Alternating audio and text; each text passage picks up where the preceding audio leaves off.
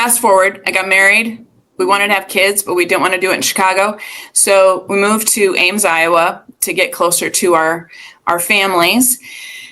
And it was spring, fall of 2003.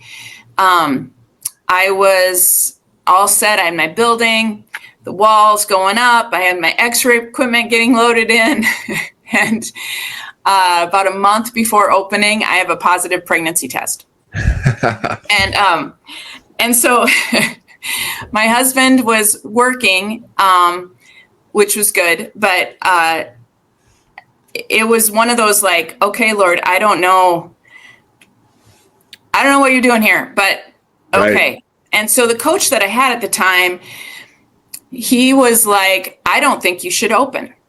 And I was like, that's not an option. Wow. I have to open. And if you can't do that for me, if you can't help me do that, then I have to let you go. I can't be your client anymore if you don't think what I'm doing is going to work, because I have to find someone who's going to help that work. And so it changed. It was a very interesting time too with coaches, because I let go of one that was helping me open, like with all those systems. And then I transitioned to another one that was saying, we can probably do this, but it's just not going to look normal.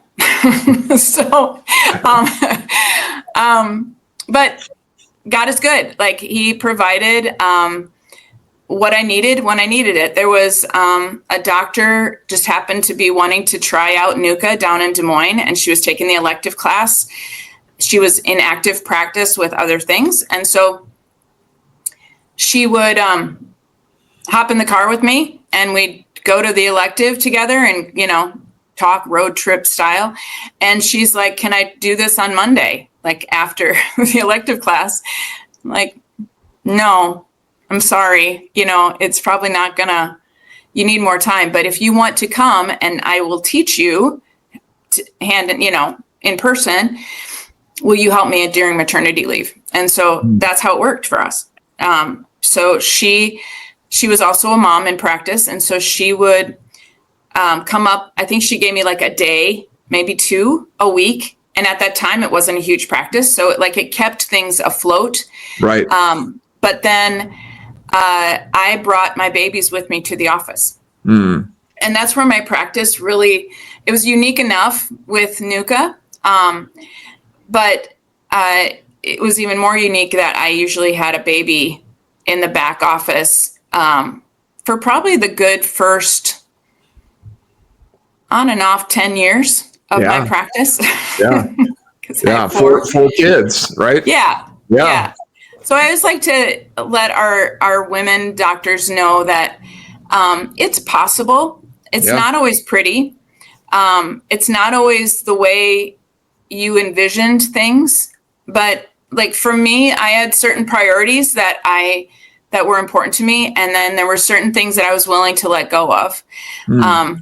And in hindsight, at the time, I might have been more stressed about some of that. But in hindsight, it's like, no, I was in that season, and that's where I needed to be. So if you have a more established practice and you have associates and things, then that's awesome to get your systems in place that you can take time off and support each other for maternity leaves and things like that, which is really awesome if you can work out that system. I was in a situation where I didn't have the volume to bring in an associate. Right. So my priorities at that time, honestly, it was breastfeeding. Like, my family didn't have a lot of success. I have 5 sisters, and there wasn't a lot of success with breastfeeding in my family. And so I really wanted that. So that's why I'm like, I got to figure out a way to bring my babies with me. Right.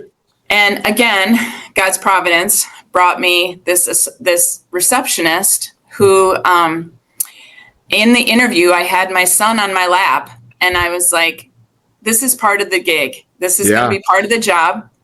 And she was willing to take that on, and she did awesome. So we just had it where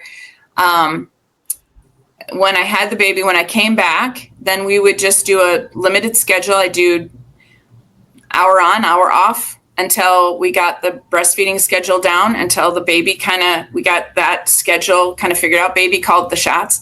Yeah. And then once that was all kind of in place, then we started filling in the schedule more around that time. Patients knew what was going on. Right. They loved it. Yeah. I had very little pushback. Even now, like I have patients that are still with me that started during that time, and they always ask about that particular baby that was there. Now my daughter, she's 18. She's been working the front desk this summer, and there's a bunch of patients that were like, "Oh my gosh, I read you books in the waiting." That's awesome. It's so good. It's so good. Yeah, it turned out really good.